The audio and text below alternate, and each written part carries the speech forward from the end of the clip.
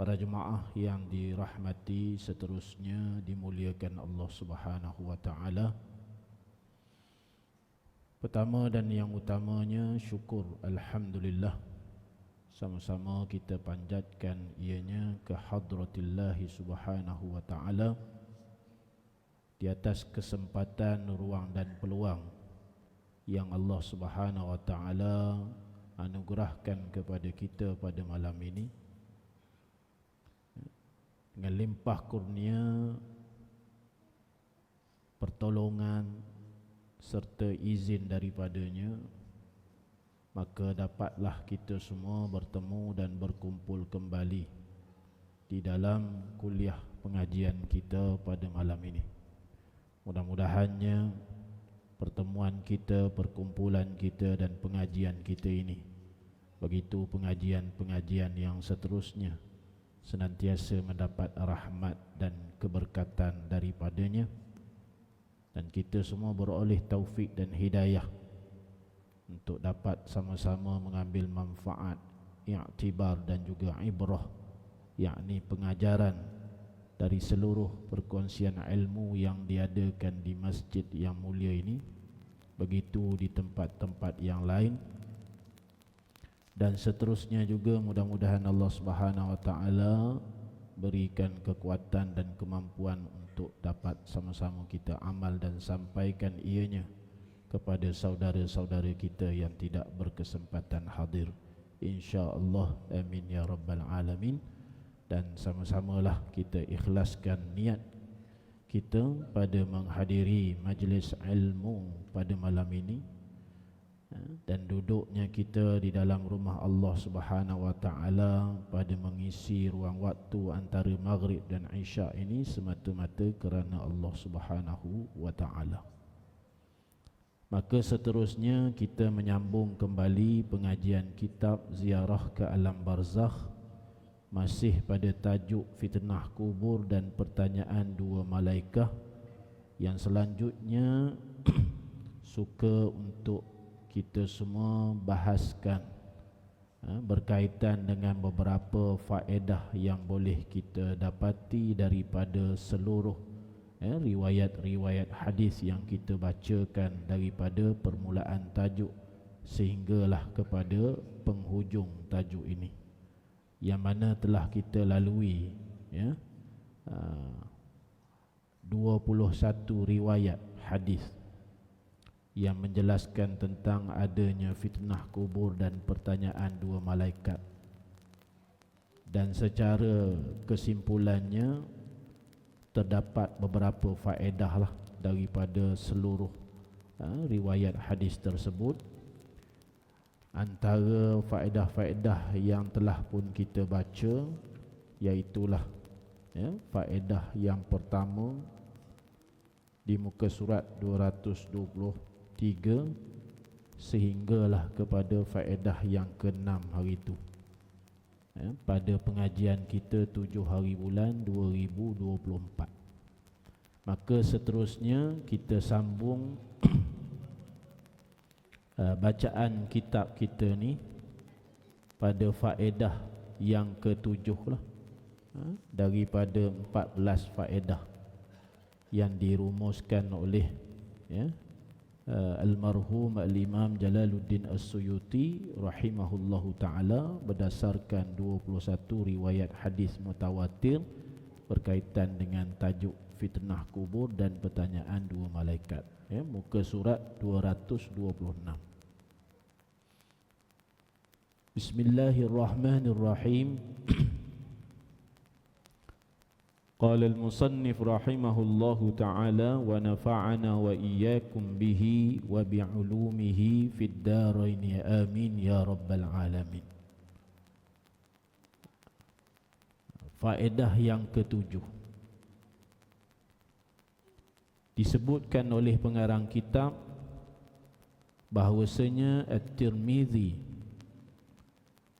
juga mengatakan disebut sebagai fitnah kubur, yakni malaikat Munkar dan Nakir, kerana di dalam pertanyaan mereka berdua tersebut terdapat herdikan.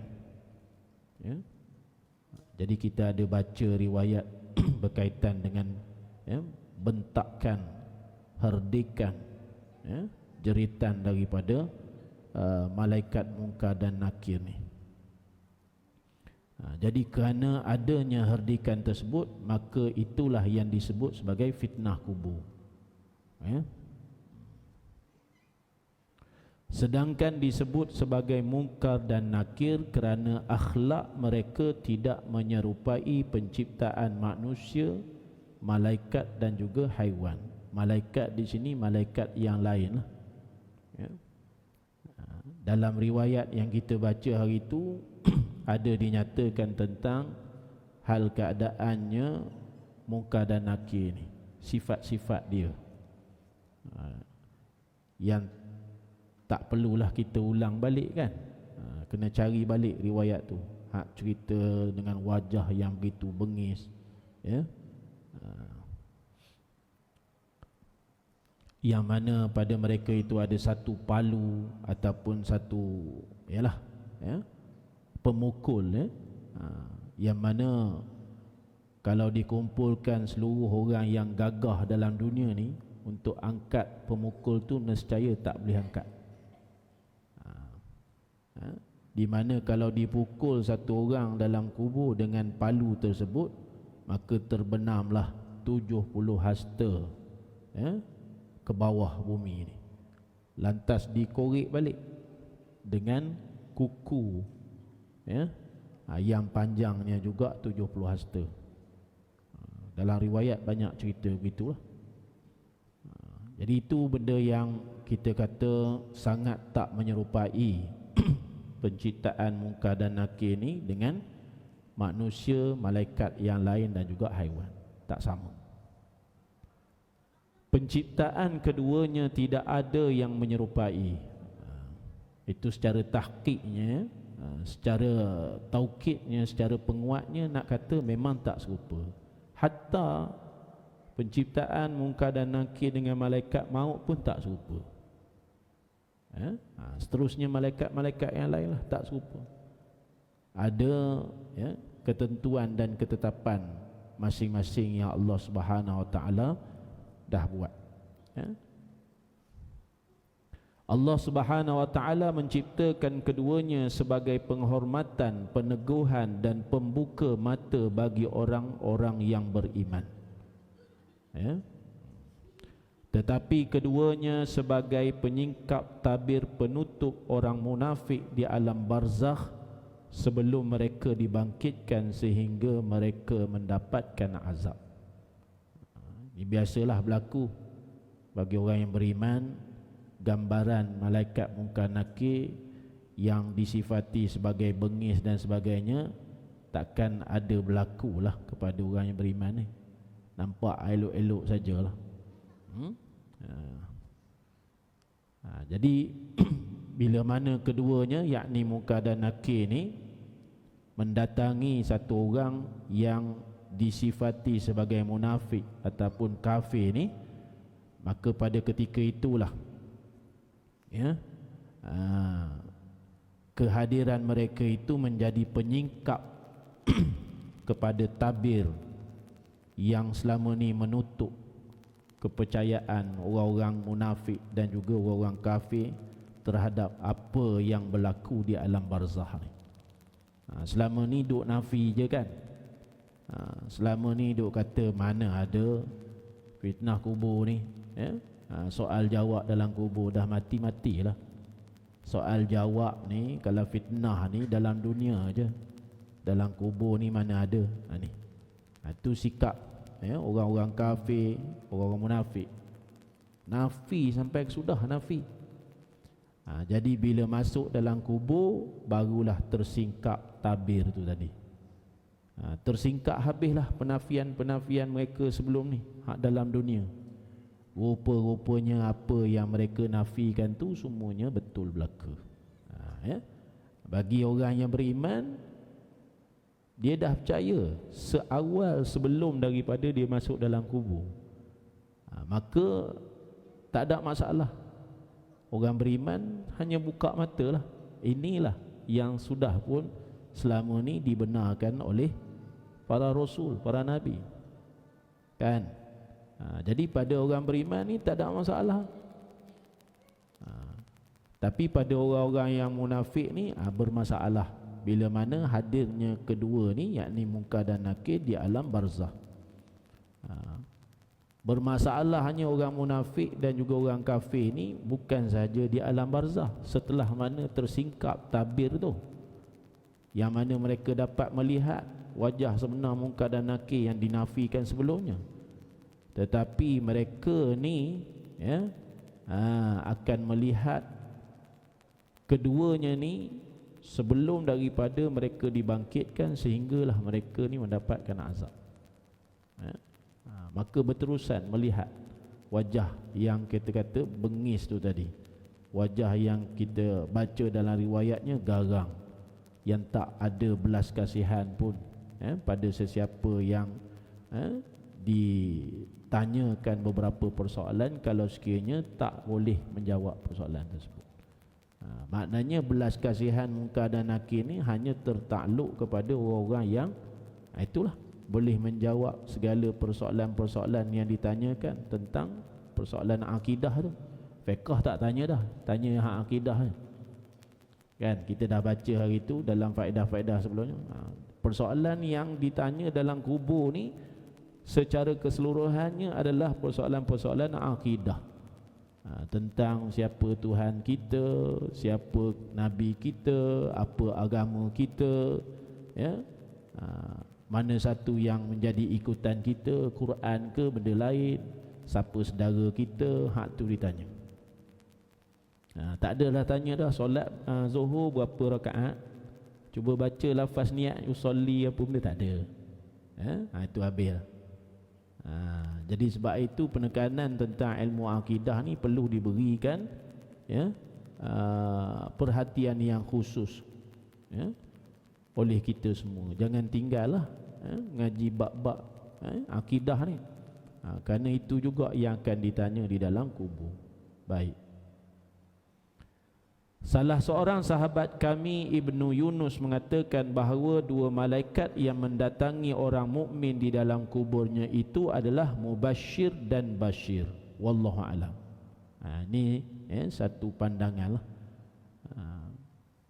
yang mana dua malaikat yang mendatangi orang mukmin dalam kubur yang bertanya tentang masalah akidah kepada orang mukmin ni namanya Mubashir dan Bashir.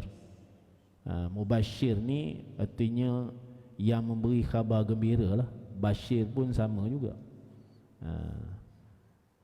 Boleh jadi yang datang kepada orang-orang kafir itu dua juga malaikat, tapi tukar nama lah. Daripada Mubashir mungkin jadi Munzir, ataupun Nazir, bukan Nazir Nazir maknanya yang memberi khabar duka cita. Ala kulli hal, hak tu luar daripada pengetahuan kita lah. Ini sekadar pendapat maknanya kalau kita nak mengambil pandangan tu pun tak ada masalah, tapi kita perlu melihatlah secara umumnya, mengetahui rata-rata orang mengetahui bahawa malaikat yang akan menanyakan persoalan-persoalan akidah dalam kubur ni munkar dan nakir, maka pakai hak tu lah. Walaupun ada nama-nama lain, Mubashir, Bashir ke Nazir ke Zabaniyah ke apa segala kan, maka kita pakai yang umum, semua mengetahui munkar dan nakir. Maknanya pakai yang kita kena imani lah dalam 10 malaikat tu. Dalam 10 malaikat tu kan ada sebut Jibril, Mikail, Munkar, Nakir kan. Pakai yang tu lah. Jadi kalau kita nak pakai Mubashir dan Bashir ni bukan salah, tapi takut nanti timbul masalah. Macam-macam orang tanya, macam mana pula Mubashir dan Bashir? Jadi peranan dia apakah sama dengan Munkar dan Nakir? Ini satu pandangan lah. Maknanya kalau mengikut pandangan ni, malaikat yang mendatangi orang kafir juga dua, tapi namanya lain, cuma tak disebutkan di sinilah. Maknanya tetap juga dua sebenarnya, Munkar dan Nakir dua. Kalau tak pun tukar Mubashir dan Bashir, ya? Satu lagi mungkin Munzir ataupun Nazir ke, begitulah. Baik, habis itu. Faedah yang ke-8, Al-Qurtubi mengatakan bahawa jika ditanyakan bagaimana malaikat itu menguji dan mengajukan pertanyaan ke seluruh mayat yang berada di tempat yang saling berjauhan dalam satu waktu, jawapannya adalah bahawa besar tubuh mereka berdua dapat menjangkau hal itu. Mereka akan mengajukan pertanyaan kepada banyak orang pada hari yang sama, waktu yang berbarengan. Berbareng ni maknanya bersamaan lah, bareng ya, bersamaan, waktu yang bersamaan. Dan satu pertanyaan, Allah Subhanahu wa taala tidak memperdengarkan jawapan sebahagian mayat kepada sebahagian yang lain. Ya. Mengenai hal ini, penulis berpendapat bahawa adanya beberapa jumlah malaikat di dalam kubur itu sama seperti pada malaikat penjaga, yakni Raqib dan Atid. Ya?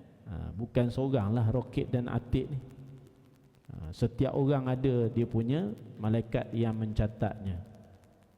Secara mudahnya dan ringkasnya nak kata, malaikat yang mencatat amalan baik dan amalan buruk tu ada dua lah. Satu Raqib, satu Atid. Jadi Raqib dan Atid ni duduk pada setiap daripada kalangan manusia ni, ada yang mencatat. Tidaklah maknanya padan duduk pada satu batang tubuh je. Jadi pada batang tubuh saya ada Raqib dan Atid, pada batang tubuh orang lain pun ada Raqib dan Atid juga. Berhimpun begitulah. Sebanyak mana yang ada sebanyak mana makhluk Allah SWT yang ada dalam muka bumi ni, tolak yang kata haiwan dan sebagainya, hak manusia dan jin ni, maka ada Raqib dan Atid tu. Ya. Dan itu kalau kita nak jumlahkan memang tak terjumlah lah. Semacam juga ni malaikat Munkar dan Nakir ni.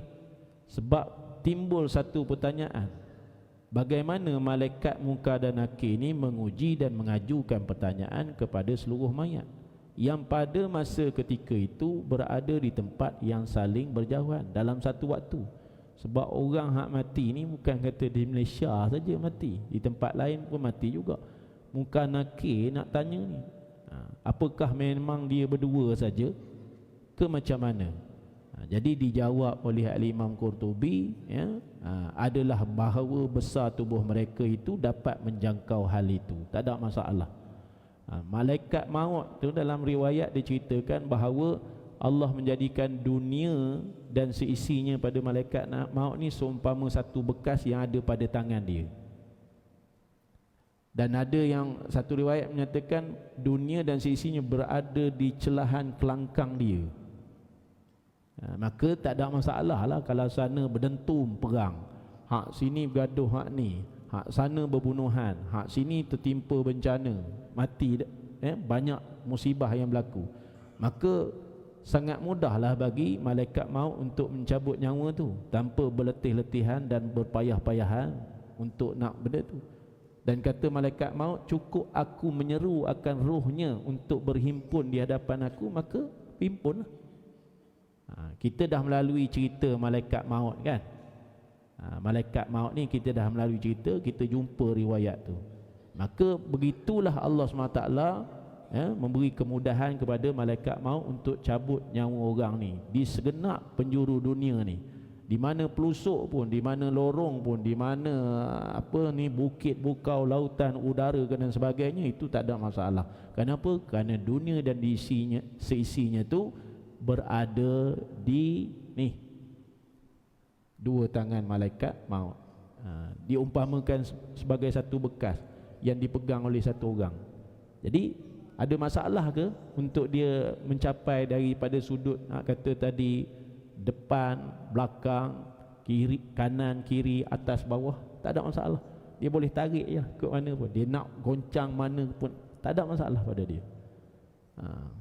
Jadi kita nak bayangkan macam mana, kerana malaikat ni adalah makhluk yang sungguh besar dia. Waktu mana Nabi SAW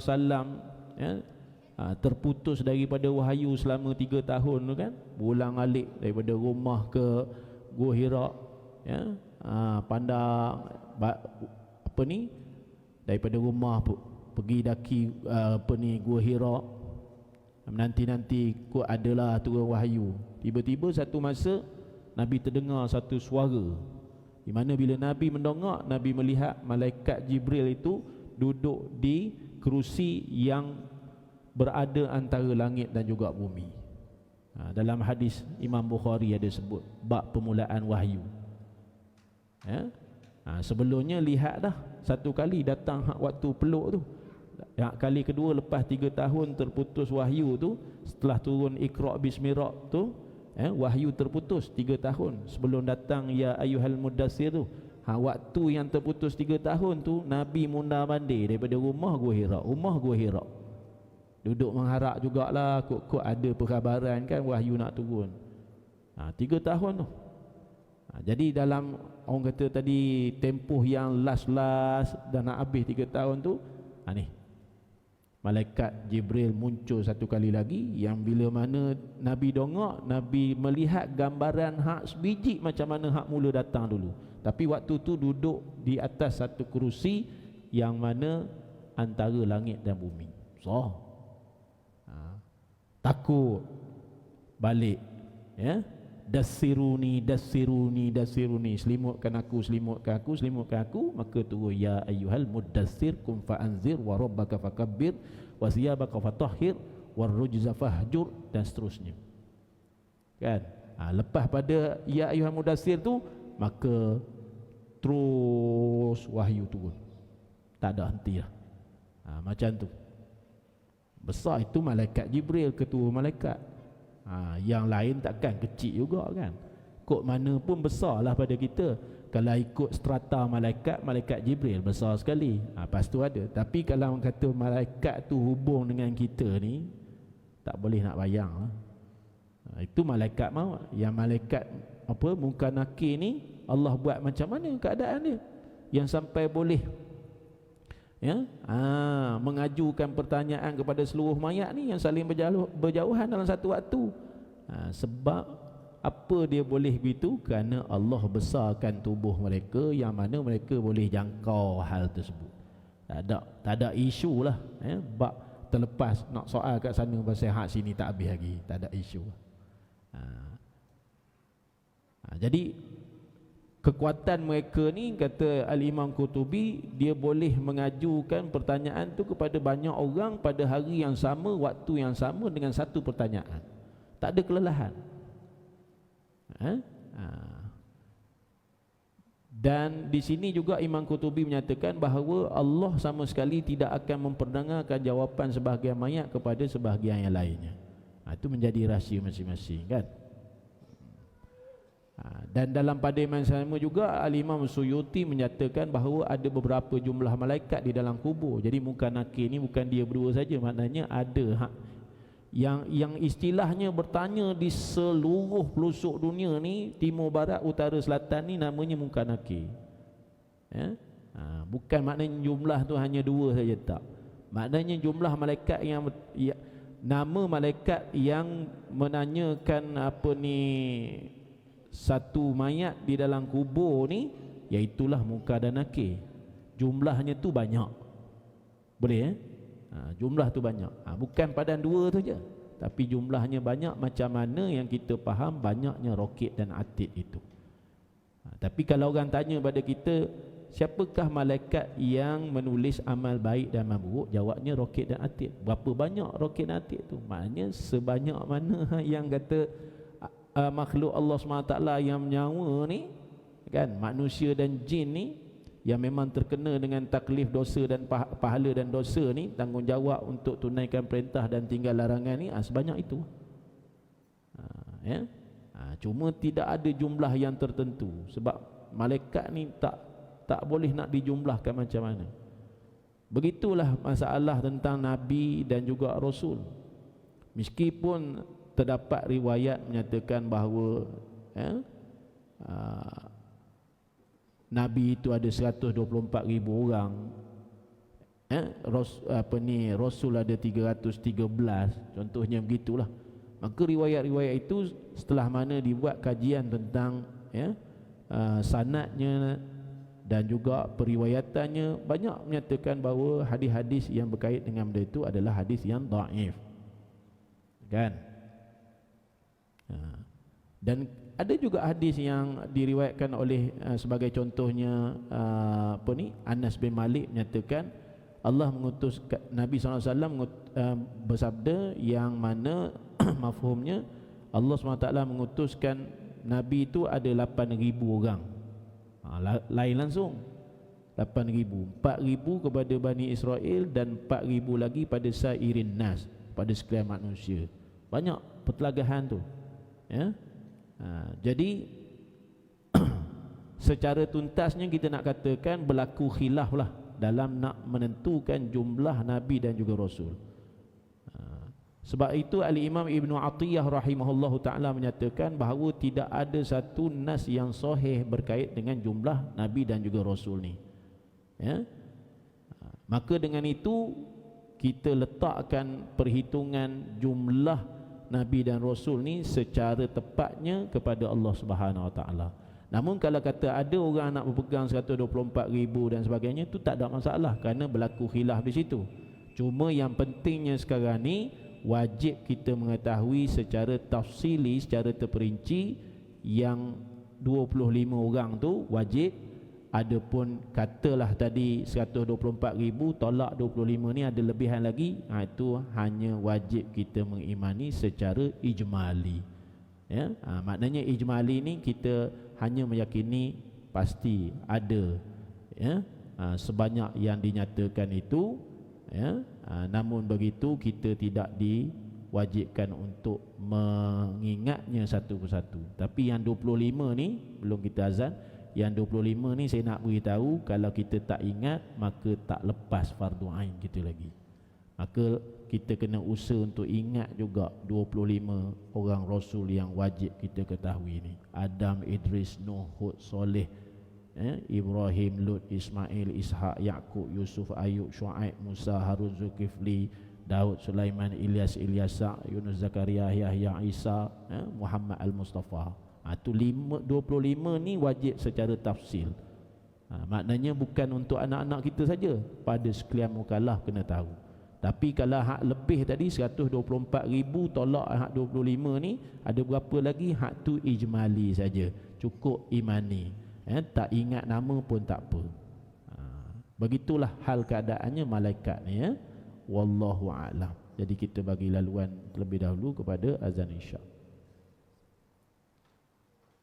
Allahu akbar. Allahu akbar. Allahu akbar.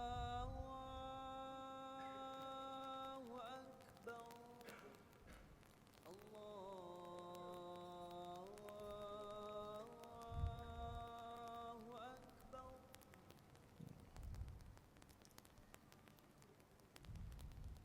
Ashhadu an la ilaha illallah.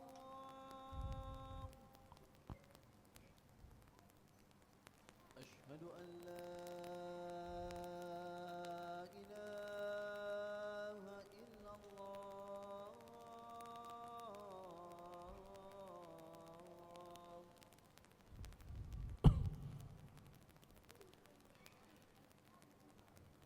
أشهد أن محمد رسول الله.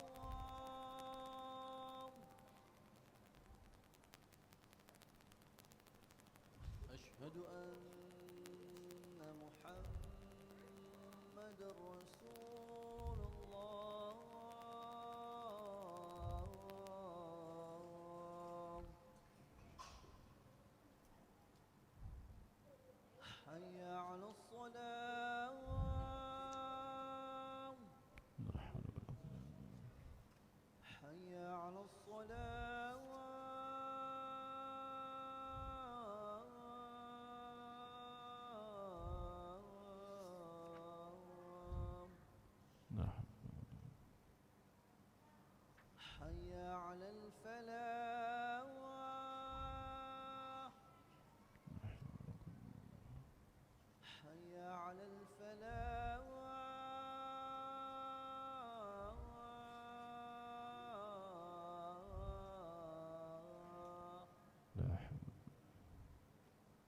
الله أكبر الله أكبر Allah.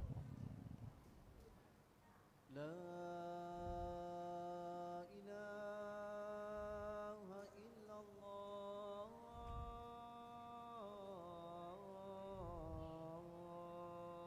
La ilaha illallah Muhammadur Rasulullah.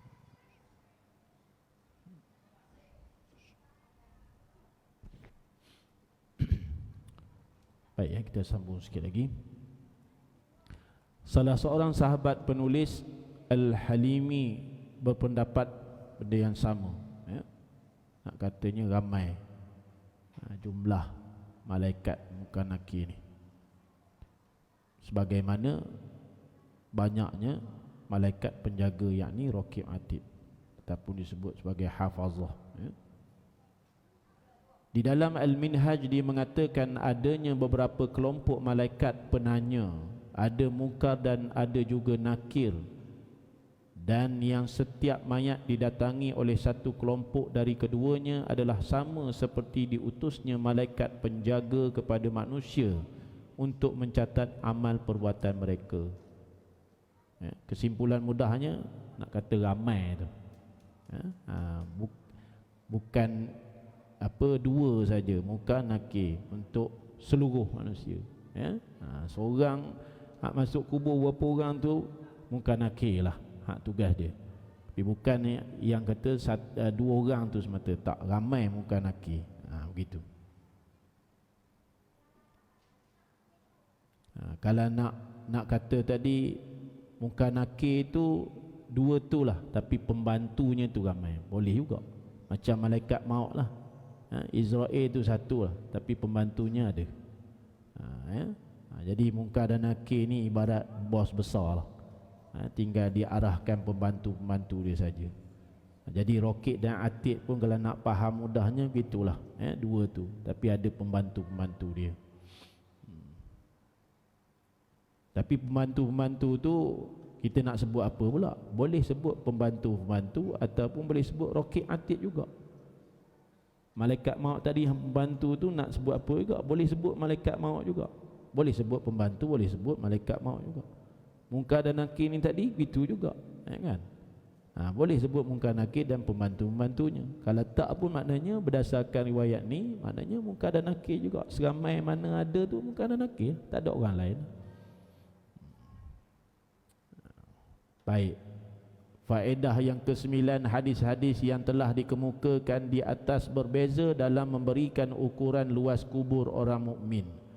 Namun hal itu bukan suatu pertentangan, kerana hal itu bergantung pada kondisi si mayat itu sendiri, tinggi atau pendek. Ini masalah luas kubur yang kita baca dululah. Ada yang Nabi kata ya, bagaimana jika engkau berada di dalam kubur berukuran 4 depa kali 2 depa. Kita faham bahasa mudah hari ni, 7 kaki dalam, 3 kaki lebar kan? Jadi itu semua tu, dan ada lagi lah beberapa riwayat yang berkaitan dengan ukuran luas kubur ni. Itu bergantung pada kondisi si mayat itu sendiri, tinggi ataupun pendek. Ini bukan masalah lepas masuk orang dah tanam apa semua, kalau dia baik kubur tu diluaskan sejauh mata memandang. Ini maknanya masalah tentang hal keadaan kubur tu, dikorek tinggi mana ya, dikorek dalam mana ya, lebarnya setara berapa ukuran. Itu semua kata pengarang kitab ni bergantung kepada kondisi mayat tu ya, tinggi ataupun pendeknya. Jadi kita dah bincang benda tu kan, paras yang macam mana hak kata tadi bagusnya untuk kita gali kubur ni. Itulah 7 kaki dalam, 3 kaki lebar ya. Dan tanah itu kita naikkan lebih kurang dalam 12 inci daripada aras tanah tu. Yang tu kah? Macam buat batas tu.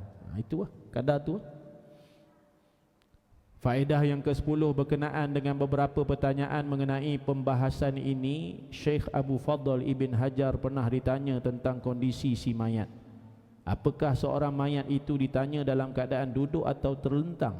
Dia menjawab duduk. Kemudian dia ditanya mengenai rohnya, apakah pada waktu itu roh tersebut juga mengenakan tubuh seperti sedia kala? Ya, kata Syekh Abu Fadl Ibn Hajar. Tetapi lahiriah hadis yang menyebutkan bahawa roh itu menempati setengah bahagian atas dari tubuh tersebut. Jawabnya, maknanya roh tak masuk semua, masuk setengah aja untuk maksud dan tujuan duduk. Ya. Ini tentang hal keadaan waktu berlangsung pertanyaan tersebut, apakah dalam keadaan terlentang ataupun duduk. Maka yang kita baca riwayat tu semua menyatakan duduk. Dan macam mana keadaan tu? Hanya pada ketika itu apakah roh tersebut menyatu pada tubuh? Jawab Imam Ibn Hajar Al-Asqalani menyatakan ya, tapi masuknya separuh. Ya? Masuknya separuh untuk maksud dan tujuan duduk tu saja. Bukan nak hidup macam mana hak kata waktu dunia hidup ni. Ditanyakan pula apakah dibukakan tabir baginya sehingga dia dapat melihat Nabi SAW. Dia menjawab tidak ada hadis yang menyebutkan mengenai hal itu. Cuma diberikan gambaran saja. Secara jelas nyatanya Nabi tak hadirlah, diberi gambaran tentang orang ni ya. Ditanyakan pula kepadanya apakah anak-anak juga ditanya. Maka dijawab oleh Imam Ibn Hajar Al-Asqalani yang tampak ataupun yang nampak daripada lahiriah hadis ataupun zahir hadis adalah pengkhususan pertanyaan tersebut kepada orang-orang yang sudah dewasa saja. Zahir hadis yang kita baca dalam banyak-banyak riwayat dulu ya. Jadi pertanyaan kubur ni hanya terkena kepada orang-orang yang sampai pada peringkat mukallaf, dewasa lah. Yang terkena dengan tu tadi, pahala dan juga dosa, perintah dan larangan ya. Adapun anak-anak kecil tak. Itu kata Imam Ibn Hajar Al-Asqalani. Seterusnya Ibnul Qayyim mengatakan hadis-hadis yang ada secara lantang menyebutkan pengembalian roh ke badan ketika pertanyaan diajukan, tetapi pengembalian ini tidak seperti di dalam kehidupan di dunia. Sebab tubuh dan seluruh anggotanya memerlukan pemeliharaan dan makan, tetapi roh memberikan kehidupan lain yang ditujukan untuk menghadapi ujian dan pertanyaan. Sebagaimana layaknya kehidupan orang yang sedang tidur, dia hidup tetapi tidak sedar kerana tidur itu sebenarnya menyerupai kematian. Orang yang tidur itu tidak mempunyai kehidupan yang sempurna. Demikianlah halnya ketika roh itu dikembalikan kepada seorang mayat, yang mana kehidupan itu juga tidak sempurna kerana wujudnya tetap dikatakan mati.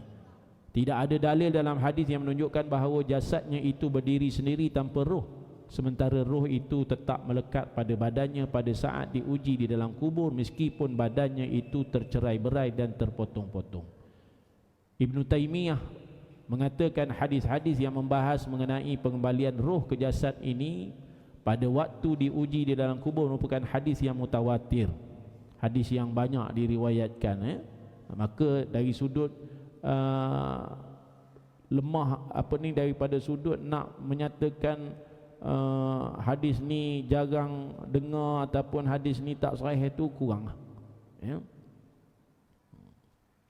Mutawatir ni orang banyak cerita, jadi nak cari rosak pada hadis tu ataupun mungkin ada kecacatan pada hadis tersebut payah.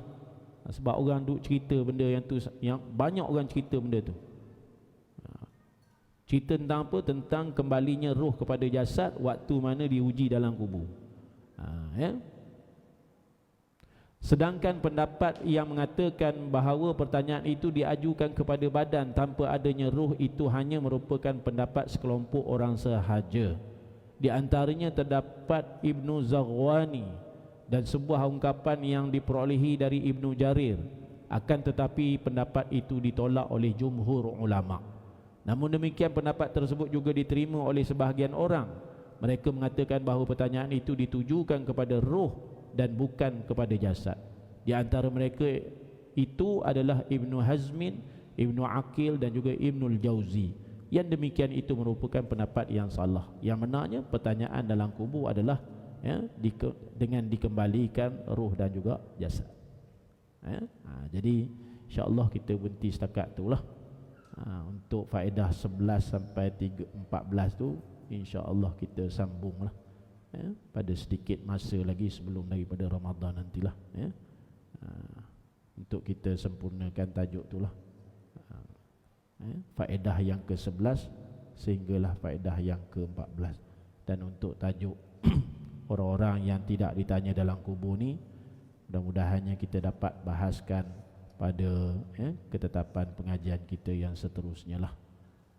Mungkin lepas pada raya ke, mudah-mudahan Allah SWT panjangkan umur kita dalam keberkatan, dapat kita bertemu lagi dan kita sempurnakan pengajian kita ini insya-Allah. Sekadar itu dululah yang dapat saya kongsikan dengan para jemaah sekalian. Mudah-mudahan ada manfaatnya untuk kita bersama. Aqulu qawli hadza wa astaghfirullahal azim li wa lakum wa lisairil muslimin wal muslimat wal mu'minin wal mu'minat fastaghfiru innahu wal ghafurur rahim. Kita tangguhkan majlis dengan baca tasbih kafarah, suratul As dan seterusnya. Kita berdoa mudah-mudahan majlis kita mendapat keberkatan di sisi Allah Subhanahu wa taala. Subhanakallahumma wa bihamdik asyhadu an la ilaha illa anta astaghfiruka wa atubu ilaik. Bismillahirrahmanirrahim. Wal 'asri innal insana lafi khusr illa alladhina amanu wa 'amilus solihat wa tawasaw bil haqq wa tawasaw bis sabr.